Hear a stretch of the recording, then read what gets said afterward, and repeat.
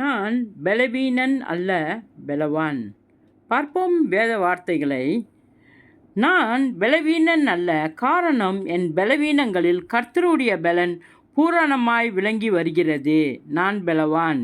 1 கொரிந்தியர் 12:9. என்னை பலப்படுத்துகிற கிறிஸ்துவினாலே எல்லாவற்றையும் செய்ய எனக்கு பலனுண்டு. பிலிப்பியர் 4:13. நான் தரித்திரனோ வறுமை உள்ளவனோ அல்ல, காரணம் என் தேவன் தம்முடைய மகிமையின் ஐஸ்வர்யத்தின்படியே என் குறைகளையெல்லாம் கிறிஸ்து இயேசுவுக்குள் நிறைவாக்குகிறார். பிலிப்பியர் 4:19.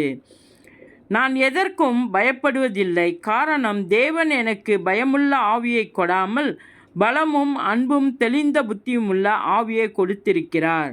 2 தீமோத்தி 1:7. எனக்கு விசுவாசமே இல்லை, நம்பிக்கையே இல்லை என்று சொல்ல மாட்டேன்.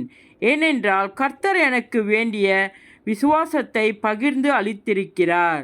ரோமர் 12:3.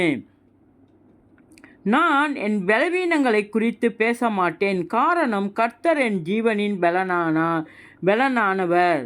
யாருக்கு அஞ்சுவேன்? சங்கீதம் 27:1.